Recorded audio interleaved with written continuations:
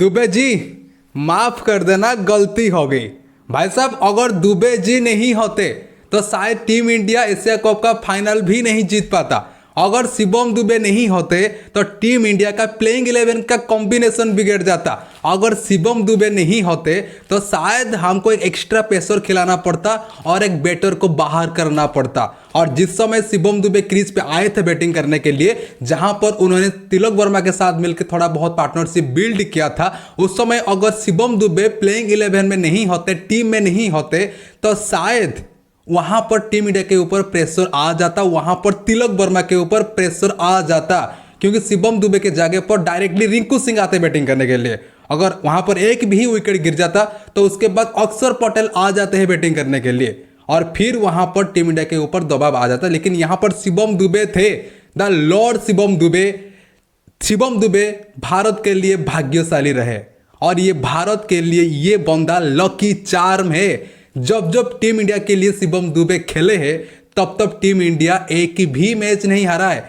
अभी तक Shivam Dubey team India के लिए 36 टी20 मैच खेल चुके हैं और 36 के 36 टी20 मैच भारत ने जीता है। इसलिए तो मैं कहता हूं शिवम दुबे भारत के लिए लकी चार्म है, भाग्यशाली रहे। और तिलक वर्मा इस मैच को जीतने के बाद, एशिया कप की फाइनल जीतने के बाद एक इंटरव्यू के दौरान उन्होंने ये कहा कि मेरे मन में ये भी कॉन्फिडेंस था कि भाई साहब शिवम दुबे जी टीम में है तो हम कैसे मैच हार सकते हैं। ये कॉन्फिडेंस भी तिलक वर्मा के मन में था कि शिवम दुबे अगर टीम में है तो हम ये मैच नहीं हार सकते।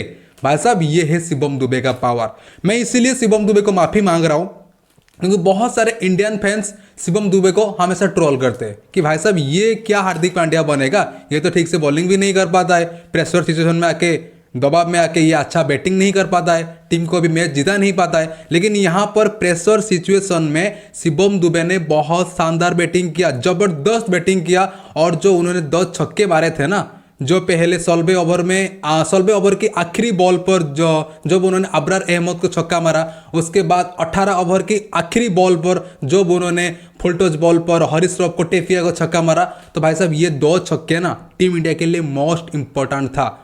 उस समय भारत को रनों की जरूरत था और उस समय शिवम दुबे ने 2 छक्के मार के भारत को अच्छी सिचुएशन पे लाके खड़ा कर दिया। और जब शिवम दुबे आउट हो गया उसके बाद लगभग भारत की झोली में मैच आ चुका था, लगभग टीम इंडिया के हाथ में वो मैच आ चुका था।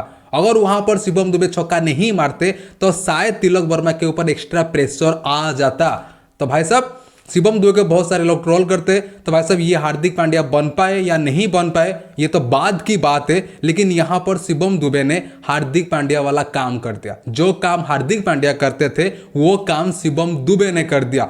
भाई साहब शिवम दुबे को हमने कभी भी इंटरनेशनल क्रिकेट में आखिरी ओवर, पहली ओवर डालते हुए हमने नहीं देखा था, नहीं गेंद के साथ। लेकिन यहाँ पर गौतम गंभीर का ये कॉन्फिडेंस था। सूर्य कुमार यादव ने इंटरव्यू में खुलासा किया है कि भाई साहब ये गौतम गंभीर का कॉल था, ये गौतम गंभीर का चॉइस था कि मैं शिवम दुबे को खिलाऊंगा और उससे माफ करना, बार बार आखिरी ओवर में बोल रहा हूं, और उससे पहली ओवर, पावर प्ले की पहली ओवर मैं उससे बॉलिंग डलवाऊंगा और ये बंदा मेरे को मैच जिता के देगा। और सच में इसने मैच जिता के दिया।